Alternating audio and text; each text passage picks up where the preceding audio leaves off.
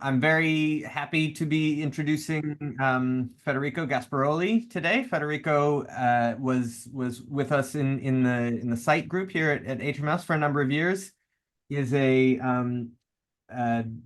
voracious learner of everything and a deep learner of everything he puts his mind to, and now is working in the Image Analysis Collaboratory here at Harvard. That's the icon on the upper right corner, and actually is visiting, is not here with us right now, and he's tuning in from Madison, Wisconsin. So thank you, Federico, for tuning in even while you're away at a conference. My pleasure. Yeah, and Federico is going to present to us on co-localization, which is, obviously one of the most common and useful or common applications of fluorescent microscopy, and I suspect many of you have thought about it at one point or another. There's lots of little details to be discussed. So with that, Federico, take it away. Thank you, Tali. I love you guys so much. Okay, so as Tali said, colocalization is something that everybody wants to do, but is also a quite hard thing to do. Do you hear me well? Yes. Okay. It is a very wide topic. So of course, in this hour we can't really go into too deep into it. So I will focus more on some concepts, or at least I try to focus more on concepts that I think they are relevant to start thinking about colocalization experiment. And we will also talk a bit about few methods that they are normally used for colocalization, okay? I want to start saying that the term colocalization itself can mean different things in fluorescence microscopy, right? You can define as colocalization different type of experiments. So I think it's easier to start saying what is colocalization is not in fluorescence microscopy. And the first thing that I want to, oops, doesn't work. Okay, the first thing I want to say is that yellow is not colocalization. By yellow, I mean that if you see the yellow color because you use red and green, you're not measuring colocalization, okay? And for different reasons. And the first one is that you should never see yellow because you should not use the combination of red and green together, okay? And this is because of color blindness. Like there are some people that can't distinguish all the colors, and red and green is one of the most common color blindness, I'd say. And so instead of using red and green, you should use, for example, green and magenta. So that is much better. And I think it also looks nicer. I put down here the path to plug in Fiji, if you're familiar with that, the dichromacy and simulated color blindness that you can use just if you want to see how, to choose in general your color palette to display your images. And the other thing I just want to point out is that you can visualize colocalization in this way only if the signal for both the channel is quite high. Like if you look at this example here, and I'm pointing with the arrow, in the magenta channel here is very dim. So in the overlap image, you don't see the white, so the overlap, right? So if you want to see that, you will need to modify the lookup table and the range of the lookup table, which might in turns be a saturated image. So this is not obviously ideal. Now, this is probably mostly related to how you display the images, but anyway, when we talk about colocalization, we always want to quantify it. Like in saying this is yellow, it's not really telling us how much colocalization we have, okay? Another point I want to make here that it might be relevant, not for colocalization, but maybe in general, is that you need to think about images as something that you get out of the microscope to communicate a finding, to communicate a result, right? They are not the result themselves. The images are something you can use to extract numbers, create results, create statistics, and then you pick 1, 2, 3, whatever representative images for your paper so that whoever reads the paper or look at the presentation understand what you point out. But the images themselves, they are useful to communicate the result. Okay. The other thing is that colocalization cannot prove information about protein and molecule interaction or binding. Like you can't say with a colocalization experiment, that two proteins are binding or are interacting. Okay, you could provide evidence for this to happen, like, but you can't really prove the interaction of molecules. And this is because with fluorescent microscope, we can detect where the fluorescent is, where the fluorescent signal is, where are the fluorophores, but not that they are interacting. For that, you would need either more advanced fluorescent microscopy technique, like, for example, FRET, or you should combine the fluorescent microscopy colocalization experiment with some other assays, like pull down and so on, okay? And another point I want to make here is that before designing your colocalization experiment, you need to understand the limitation of the microscope you're going to use, right? And you should choose the correct microscope technique suitable to answer the colocalization question you want to answer, okay? I put here these 4 images. These 4 images are of the exact same sample, okay? And the one on the left here is the one that is closest to, let's say, the ground truth, which is very tiny dots, very tiny spheres, okay? If you can see that these 4 images, even if they are the exact same, the images of the exact same thing, they are different, right? The one on the right here is much more blur compared to the first one here, okay? And so maybe if you look at these 2 here, you could distinguish 2 dots as separate. But if you look at these other pairs here on the right, you can't distinguish anymore the little single dots, okay? And this is a concept of resolution in fluorescent microscopy, generally in optical system. So you might see that how important it is to understand resolution in the context of colocalization experiment, because let's assume for a second that by colocalization we mean overlap, okay? If we want to see if 2 signal overlap in the magenta and channel, and magenta and green channel overlap, then if you measure the overlap in the first image over here, you will get a very low value because there you see there is little overlap. But if you do that in the one on the right here, the overlap will be much higher because you see we have much blur. Okay, so you need to remember that the data that you get out of colocalization, the analysis, should be related to the resolution that you are getting. Other factors as well, but the resolution should definitely come into consideration. Okay, and so we don't have a lot of time, but I still want to try to quickly go through what is the concept of resolution in fluorescent microscopy. Okay, so the resolution is defined as the ability to distinguish objects that are separate in the sample. So in reality, like this is the scheme, but you know these are 2 objects in reality they are separated of certain distance. The resolution is the ability to distinguish them as separate from one another, also in the image of the sample, like in this case. In this case, maybe we can see that there are two different points here, 2 different beats. Instead, here we can't separate them. Okay. Now you need to remember that with the microscope, if we exclude super resolution for a second, we cannot get whatever high resolution we want. Okay, we have a limit that we cannot, after which we cannot separate the two objects. Okay, in the image, and this limit is due to the diffraction of light. Okay, which results in what we call the point spread function. Maybe you heard about that before, and so I just want to try to explain that because the point spread function is one of the coolest things in optics. We can go in detail about diffraction, but I just want to describe a bit what is the point spread function itself. I'll try. So if you want to image with a microscope a very tiny point source of light, very tiny, the point spread function kind of define how the image of this point will look like. Okay, so let's imagine that we have a tiny fluorescent bead like this one over here. Okay, with a size that is below the diffraction limit of the microscope. If you take the image of this bead, it won't look exactly like that. It won't look exactly like that in reality, but the image will look a bit bigger and a bit blurred. Okay, a bit larger. Okay, and if we actually increase a bit the contrast of this image here, you will see that this center center bright spot is surrounded by concentric dark and light, dark and light rings. Okay. If we draw a line in the middle and we just plot the intensity over this line, we see that we get a kind of Gaussian-like profile. where the center, the maxima is coincide with the center of the image of the bead here.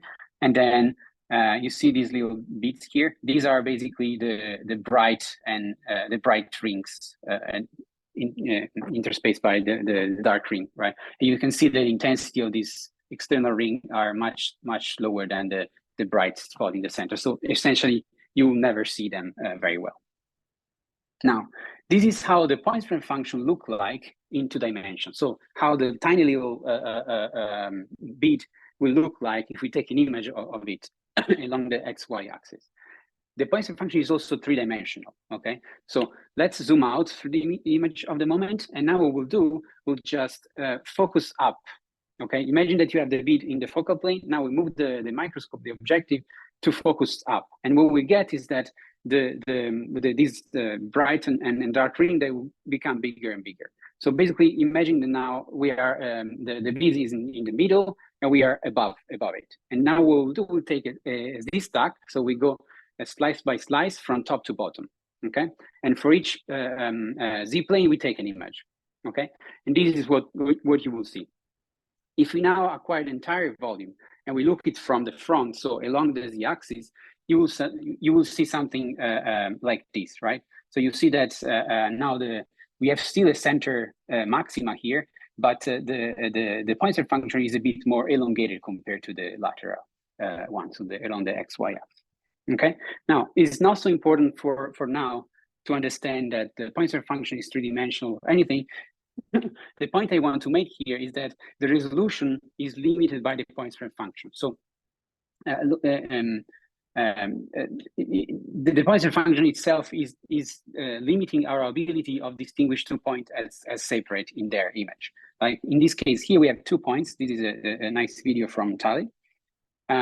These are 2 beads, let's say, that are separated a certain distance. If you plot the intensity over an horizontal line here, you see that there will be 2 maxima. It corresponds to 2 maxima of the center of the 2 bead, and there is a little deep in between, right? So here we can say we could resolve them because we can basically detect their center.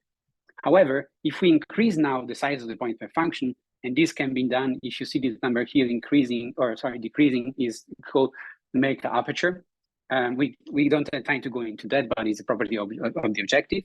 Like if you see now that if we increase the size of the point spread function, then the image of the 2 bead will be blurred together, and you can see that also from the plot. And then we won't be able to distinguish them as 2 separate objects. Okay, so the concept here is that the point spread function is what is limiting the ability of distinguish 2 points as separate, therefore is limiting our resolution, okay?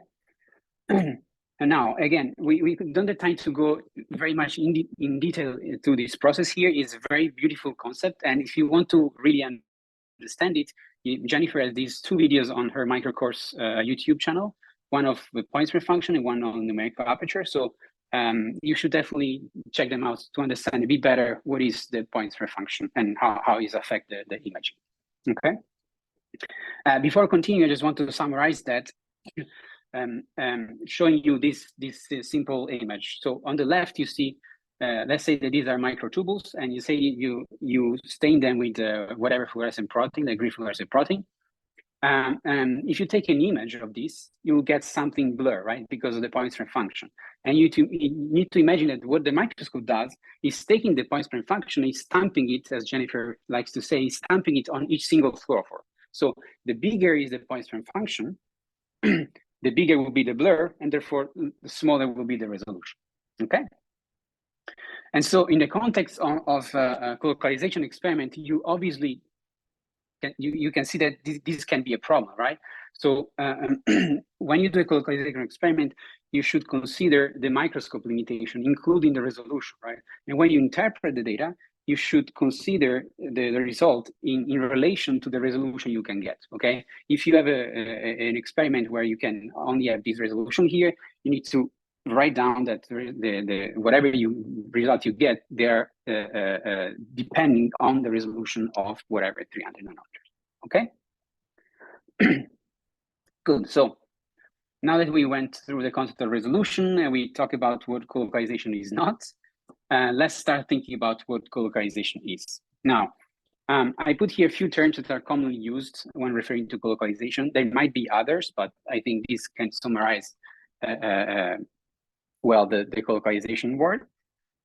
We have co-expression, which you can define the presence of two or more fluorescent signals in the same cell, indicating that corresponding proteins or molecules are expressed in the same biological sample. Think about if you want to classify a cell type, like you can say cell type. This cell is type A because I don't know protein A and B are both in the nucleus. That's an example of co-expression. Then we have co-occurrence, which is probably the one that people think the most when referring to colocalization, which basically is calculating the spatial overlap between fluorescent signals, suggesting that two or more molecules or structure are present in the same region of the cell. We will go through this a bit more in detail later.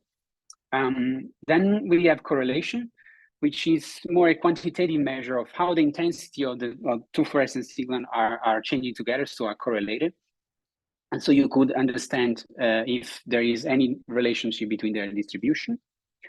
And then we have co-distribution, which can be defined as the extent to which two or more fluorescent signals are distributed similarly across different regions. Right? For example, if you have a lot of dots, you can say, do they like you can evaluate the distances, and you can ask yourself, are they distributed in a random way, or there is a specific pattern, something like that. This could be more useful maybe in a localization microscopy. Now, before continuing to a more, let's say, image analysis part of the talk, I just want to remind you one thing that I think it's always good to think about. So the images that you get out of the microscope, they're actually arrays of numbers, right? Made of pixels, obviously, but they're arrays of numbers. Each pixel have a number. The reason why we see an image like that is because we assign a specific color to a specific value. But the images themselves are just arrays of tables, whatever you want to call it, numbers. And what we do in image analysis as well as in colocalization analysis, we just take these numbers and we try to make sense of them. So how do you quantify or measure colocalization? Now, there are several methods. I divide them here in two categories. We have object-based method that could be used, for example, for co-expression or co-distribution analysis. And then we have intensity or pixel-based methods for to measure co-occurrence or correlation. So the object-based method, they're called object because before doing any analysis, you need to first detect the different object in the image. So if you imagine an image of a lot of nuclei, like what you want to do, you want to get the position, so the location and the boundaries of each single individual nucleus so that each of them is considered an individual object, okay? This is the process of segmentation. These methods rely, of course, on segmentation, but also could be relying on thresholding. Now, thresholding simply means that you select a value and you decide to consider only the pixel in your raw image that are above or this specific value. The one below, they are discarded, okay? And normally the result of this thresholding method is an image that is called binary image. Binary because in the image, you will get only two values. The one of the pixel below the threshold, which normally is 0, and then one with the pixel above the threshold, which is 1, or for example, in Fiji is 255. You get an image like this one here, black and white. So where the white is all the pixel you consider, and the black all the pixel you discard. Okay, most likely this type of object-based method, they start from a binary image to do the analysis. An example of that is summarized by this picture is basically you can evaluate the area or the volume overlap, okay? If two channels are overlapping or not and how much. And you can do that by comparing, for example, the area or the volume of the intersection of the two images. Like this here is the intersection between these two binary marks, so basically the only part here. And you can compare that with, for example, the union where you sum these two, or you can do all sorts of other operations, okay? So this is just giving you a rate of the volume of areas of overlapping. And another thing you can do is to perform spatial analysis. So not consider the overlap, but consider the distribution or the distance or a different object that you can detect after segmentation. You can ask questions like, are they distributed in a random way, or they follow a specific pattern, and so on. There are a lot of questions that you can answer with this. It's pretty flexible, let's say. In pixel-based intensity method, instead, the pixel values themselves, so the raw value in the image, are directly used in the evaluation of spatial correlation. Okay, some of them they could require thresholding or segmentation, and some example are calculating the fraction of overlap with the Mendel's correlation coefficient, for example. We will see that in a second. Or we can do intensity correlation analysis with, for example, using Pearson correlation coefficient or Spearman. We see that the Pearson correlation later, or cross correlation. Now there are a lot of different methods. We don't have a lot of time, so I choose to just select two of them, the one that are mostly used, so the Mendel's and the Pearson, I'd say, and we can go into them a bit more in detail. Okay. Before that, however, I want to show you, I want to spend a few slides on talking about the scatter plot, okay? Because I think it's a tool that it's quite useful to explore your data in relation to colocalization experiment, also in general, but it is more relevant for colocalization experiment. And so in general, a scatter plot is used to display the relationship between two variables. Okay, in this case, we have the pixel intensity of channel 1 on the y-axis, and the pixel intensity of channel 2 on the x-axis. Okay, like you see here. And then what you do is just you place a dot on the graph where the coordinate represent the intensity of the same pixel in both the channels. So if you look at the example here with the arrows, let's consider the top left pixel in both channels. So if you measure it for channel 1, it will be around a bit more 100. And if you measure channel 2, is around 100 and whatever, 10, and you put a dot there, okay? Then if you do that for more pixel, you get more points on the graph. And then if you do that with all the pixels in the image, you get a distribution that looks like this. Now, this is a very easy to read graph because I simulate the data. So I did it on purpose that was easy to read, just for you to get used to how to potentially read a scatter plot.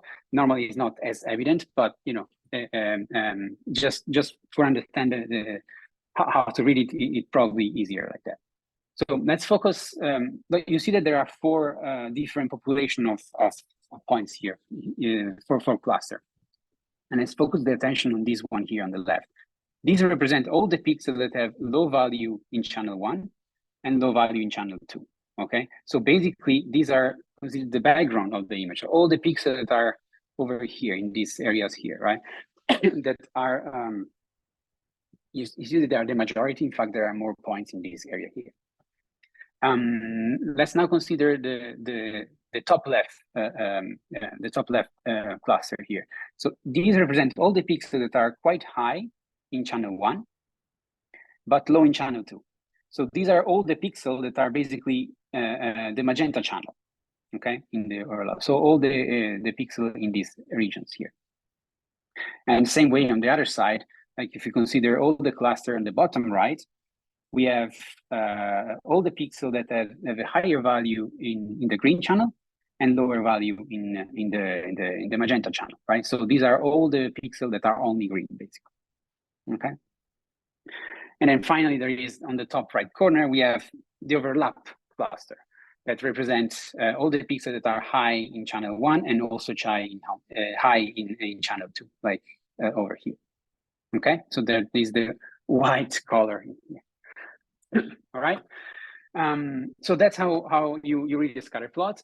I like to use it also to visualize thresholds. Remember, threshold is where we set a value. We say we consider only pixel above a specific value.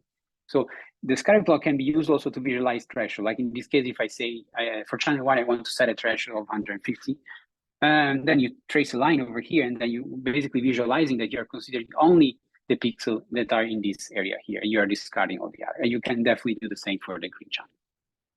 All right. Okay, so now the last part of the talk, let's focus a bit more on the two main way to, or two most common, let's say, way to analyze correlation experiment. So one of the way you can define colocalization is co-occurrence, right? How do we measure the co-occurrence? The Mander correlation coefficient are a good choice for that, and they can be used to measure the degree of spatial overlap between two signals. So remember that this is spatial overlap. You can measure the overlap with that. Okay. Is different than what I showed before in the object base, that we just do the ratio of the areas, because here we measure the proportion of pixel intensity in one channel that overlap with the pixel in the other channel. Okay, so instead of just looking whether there is an overlap, we measure the degree of which the pixel intensity in one channel are associated with the other channel. The formulas, we go through that in a second.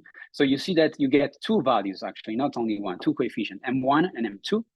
And basically you can define them as M1 will be the fraction of channel 1 that co-occur with channel 2, or in other words, the proportion of the total intensity of channel 1 that overlaps with channel 2. Okay. And this is just an example. The value of M1 and M2, they range between 0 and 1, where 0 there is no overlap, spatial overlap, and 1 there is perfect overlap. And so you can get some graph like the bar graph here, where we have M1 and M2, and the value ranging from 0 to 1. Okay.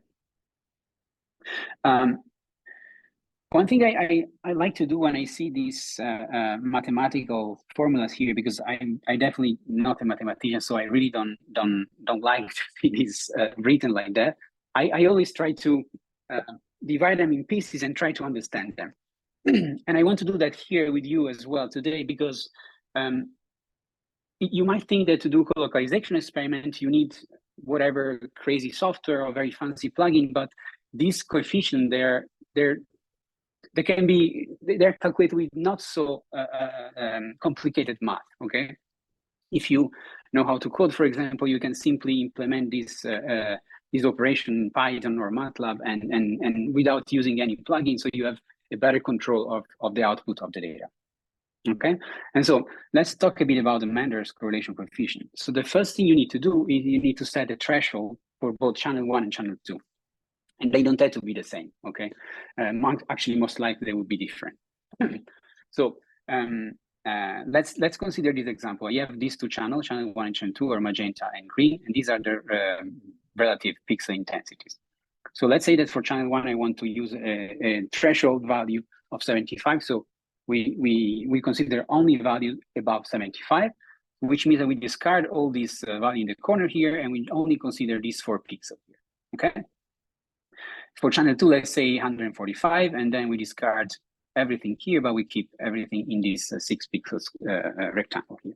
Okay, so if we look at the equations now, let's focus on M1 and the denominator. So here, this symbol here means summing, and Ri means the red pixel, or the magenta intensity, the pixel intensity. So basically, we need to sum all the pixel intensity in the magenta channel within the thresholded area. So if you look down here in the operation, we just simply sum 200 by 100 plus 100 plus 90 plus 75, okay? And then we can do the exact same with the green channel. If we now look at the numerators instead, we do the similar thing, so we still do need to sum. However, here we sum the pixels that are in the overlapping region. Okay, and if you overlap these two images, you see that the overlapping region is just basically composed of these 2 pixels here. Okay, the yellow area and the cyan area here. Okay, and so in the numerator, we still sum all the pixels in the magenta channel, but only the ones that are in the colocalization, in the overlapping area. So 200 plus 90, and in this case, 150 by plus 150. Okay.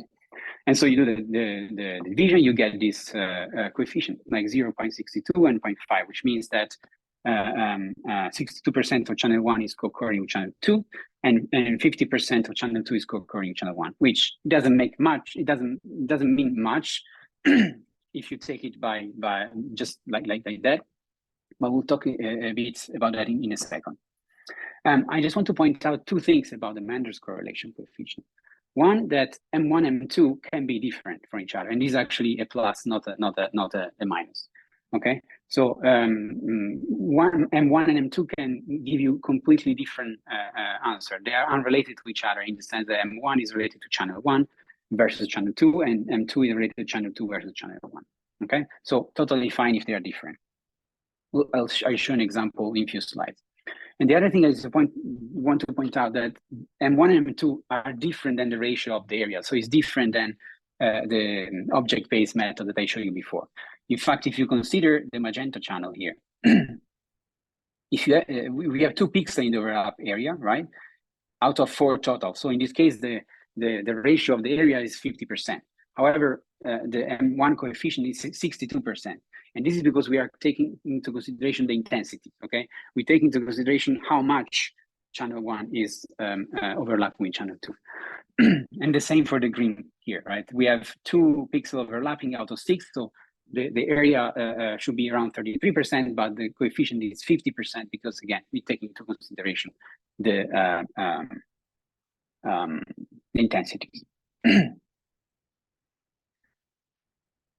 How do you make those scatter plot in Fiji? I will tell you at the end of the talk.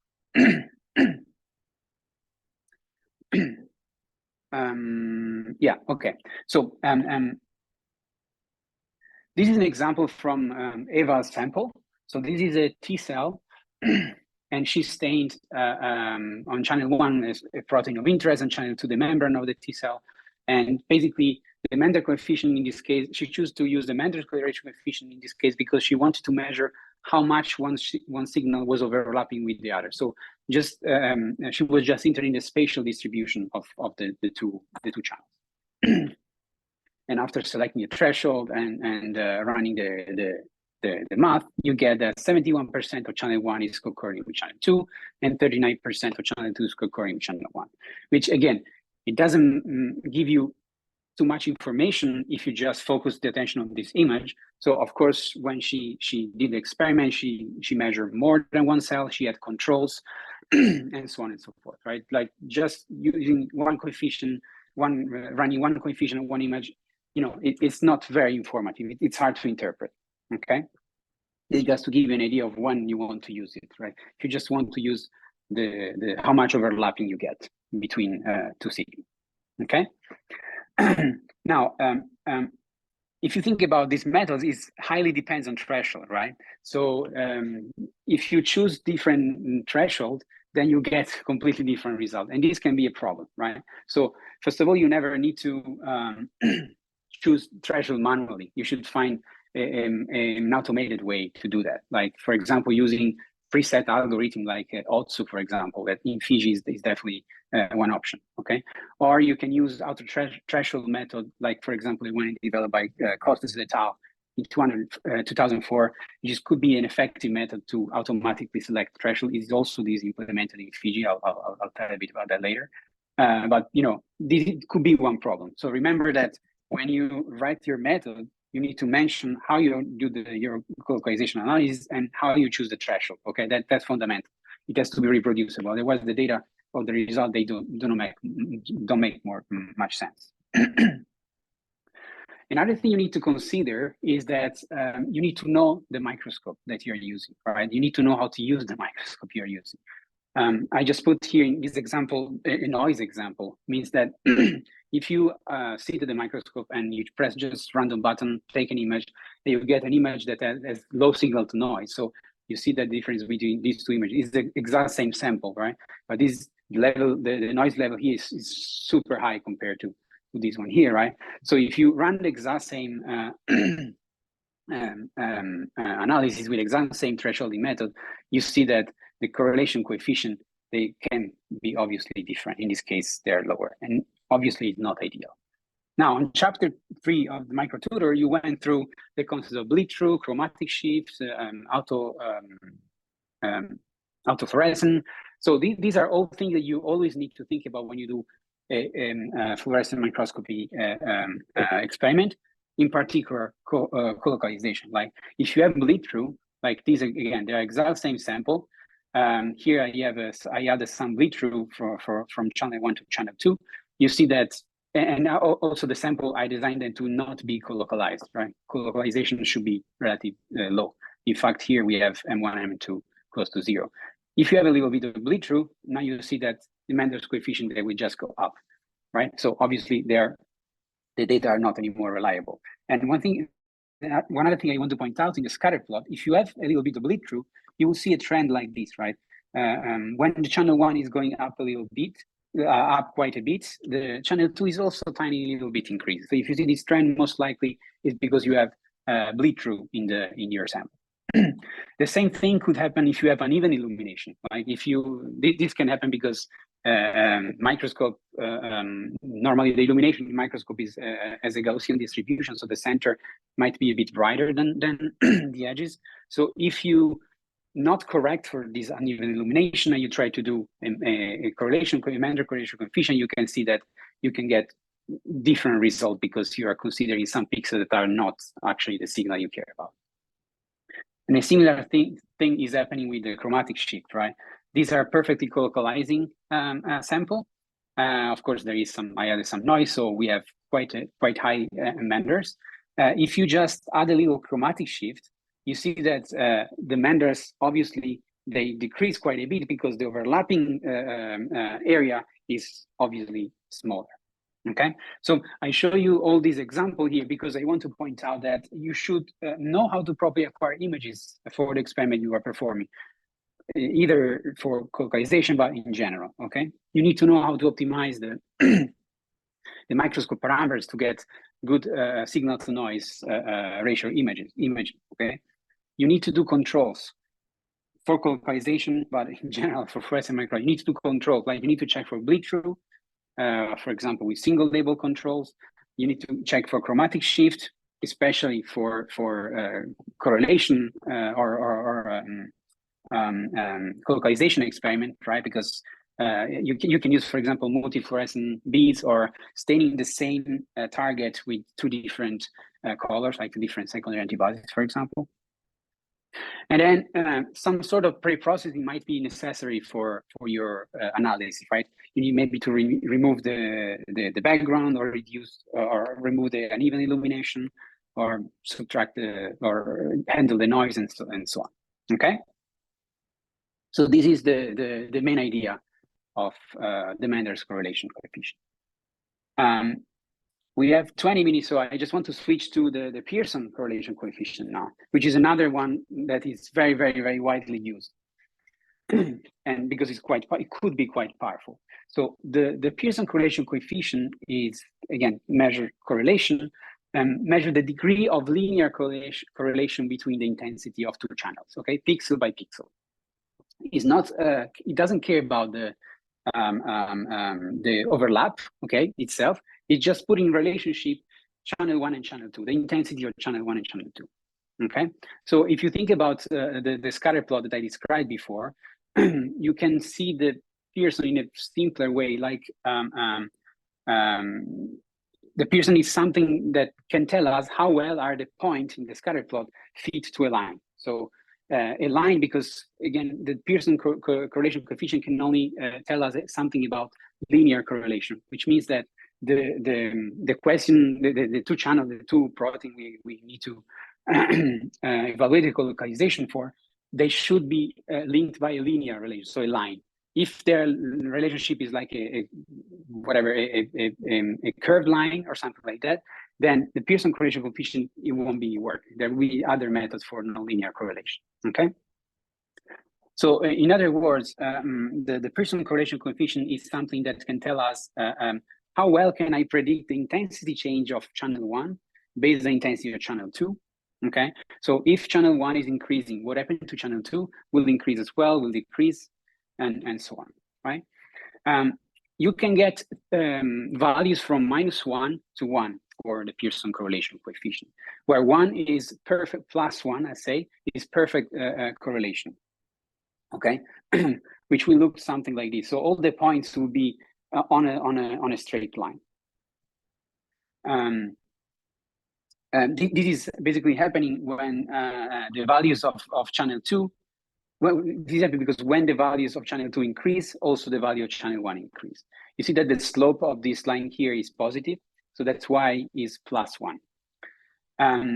If the correlation coefficient is 0, like in this example here, with there is a scatter plot that will look like that, it means that there is no correlation at all. So there is no correlation between channel 1 and channel 2. You can't fit a line to describe the relationship. And then on the left side here, we have when the Pearson value is -1, means that the two channels are still correlated, but this is called anti-correlation, okay? If you feed the line, you see that as a negative slope. And this happens because when the value of channel 2 increases, then the value of channel 1 decreases, okay? So it's basically when one is high, the other is completely away, okay? So if you use a Pearson correlation coefficient and you are in a situation where it is either 1, 0, or -1, then it's probably quite easy to interpret because you are in a situation like this when all the points are on the line.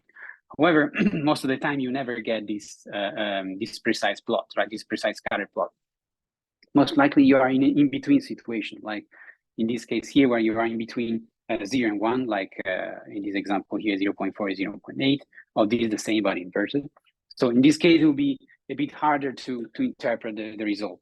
That's why for these methods, or also for Menders in general, it's always a good idea to not base your assumption to one image only.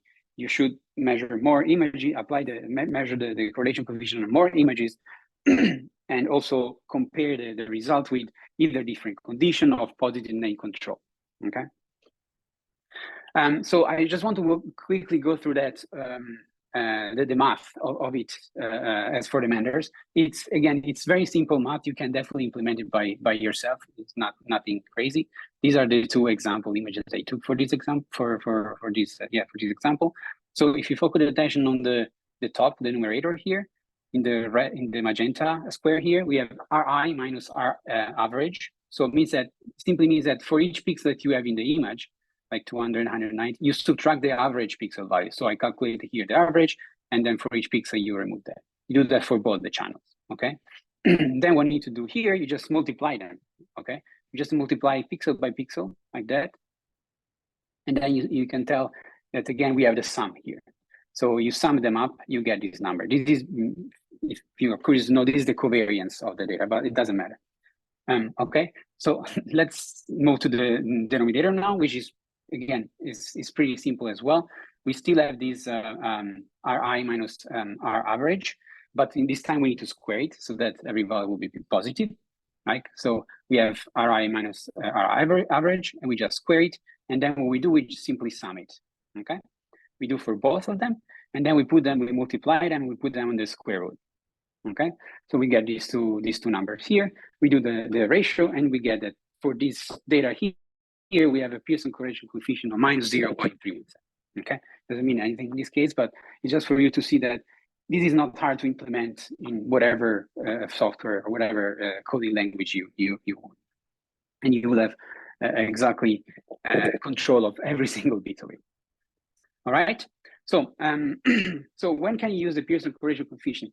This is from a paper, and I think it could be a good explanation of when to use it. Like they have different cells. They are expressing EGFR and RAB13, these two protein. And this is the actual scatter plot of this image over here. So you see that there should be somehow a linear correlation between them. If you perform the Pearson correlation coefficient analysis, you get that the correlation coefficient is 0.76. Now, I hope that you understand that this is the conclusion here is not just because of this analysis, right? You should have much more cells and have controls and so on, right? So this is just an example of the conclusion. Behind that, there is the actual reanalysis where you have multiple cells, multiple data, and you perform statistics of that. But just for you to see the interpretation, how you can interpret the result, is that EGFR, and that's what I say in the paper, that EGFR and our RAB13 concentration predict each other very well, indicating concentration dependent the relationship between these models, meaning that if EGFR goes up, you see the plot is the slope is positive, the value is positive. So if EGFR goes up, also RAB13 goes up. Okay, this could be a way to interpret this data. I want to point out that if you use the Pearson correlation coefficient, it doesn't mean that you can't use the other coefficient, okay? For example, the Manders. In fact, they can give you different information. Like in this example here, they also calculate the Manders coefficient, M1 and M2. And M1 is close to 1 and M2 is 0.44. So they could say that all EGFR signal overlaps with RAB13. This is because the M1 is close to 1, right? However, not all RAB13 co-occur with EGFR, sorry. You see that is only 44%. The other 50%, is not correlated with that. So this suggests that although RAB13 may be associated with EGFR, it also may be associated with something else, right? In fact, all this area here, when there is no gray signal, can be associated with something else. So basically, one analysis method doesn't exclude the other. It can give you two different answers. So as for the Manders, also Pearson is very much susceptible to noise and bleed through and everything. So I put the next few slides to show that in numbers. So this one here, you see that is exactly the same sample. I just increased the noise over here. You see that the plot here is more contained. Here there is more noisy. You see that while here we have high correlation coefficient, this is decreased simply because we didn't take a good image. And I just want to point out here, I should have put a slide, but I forgot, that for Pearson correlation coefficient, if you have many cells in your field of view and you're interested in the correlation between two molecules within the cell, it's better if you actually run the Pearson correlation coefficient per cell, not within the entire image. Okay, because so you can take into account the variability between the individual cells. So you draw a region and you calculate it on that. Bleed through again is obviously affecting Pearson. This sample here, there shouldn't be correlation because I simulated that. So the correlation coefficient is basically 0. If you get a bit of bleed through, again, you see this in the scatter plot and the correlation coefficient is high. So very important for you to do controls. Otherwise, your results are wrong. Uneven illumination is give you the same result, maybe a bit less. The strength of the effect is a bit less because there is still kind of a bit of correlation, but still it is not ideal to analyze images like that. And obviously, the chromatic shift is creating as well quite a bit of problems because if here we have higher correlation, if you shift the two channels where basically you are removing or decreasing the overlap, you're decreasing the correlation. And so as you can see also in the scatter plot, we can get a lower Pearson correlation coefficient. Okay. So I'm almost done. I just want to finish with this summary. I know that it wasn't very extensive. We could talk about a lot of other things about colocalization, but I hope you got at least something out of this. First of all, that the colocalization in fluorescence microscopy cannot prove molecular interaction. You could have evidence that this might be happening, but you can't prove just with a colocalization experiment. As with any other fluorescent microscopy experiment, and you see that in chapter 3 of the micro courses, it is important to use a suitable fluorescent microscopy technique to study colocalization. So you need to know how to use the micro, you need to understand it, you need to know how to set up the settings, you need to know what is the resolution of the microscope, which objective to use, because that will definitely change the resolution. Do you need optical sectioning, or you can use just a wide view microscope? Then obviously you need to perform controls like bleed through controls, autofluorescence, chromatic shift controls, because especially in colocalization experiment, this can completely change the meaning of your data. And another thing I like to say, always say, is that before, if possible, before going to the microscope, you should kind of have an idea what is your image analysis pipeline, okay? Because they might dictate the settings of the microscope. Like, do I need high resolution? Do I need low resolution? Can I beam the camera, and so on, right? Of course, it's an iterative process. So ideally, you will go back and forth. Like you know your analysis, roughly your analysis pipeline, you take the images, then you test them, and then you go back to the microscope, you made some modification until you get the result you want. On the image analysis side, most likely to perform colocalization analysis, you will need to do some pre-processing step. Like, so you will need to remove or handle the noise, remove uneven illumination, subtract background, and so on. The other thing is that the colocalization analysis method that you choose depends on the data and on the question you want to answer. As I show you, you don't need to fix on one only, because different methods can give you different information. Interpreting the result can be hard. So ideally, you would need to perform the same analysis on controls, and also in biology, it's always easier to don't get absolute numbers, but you can compare between different conditions. You see the trend, like is the Pearson going up, going down, and so on. And of course, you need to perform statistical analysis. And the last thing that I want to mention, that I really care about that, is that you need to provide, you need to report what you do when you do the image analysis, right? If you write analysis was performed with image J or Fiji, that's not an information, right? I can't reproduce your analysis. So if you want to do correctly an analysis and then report it correctly, you need to set, in terms of colocalization, for example, if you use the Manders, you need to tell exactly which method used to selecting the threshold, as well as what is the threshold value, maybe, okay? If you select it manually. Again, never should never happen, but if you do, just write it down, okay?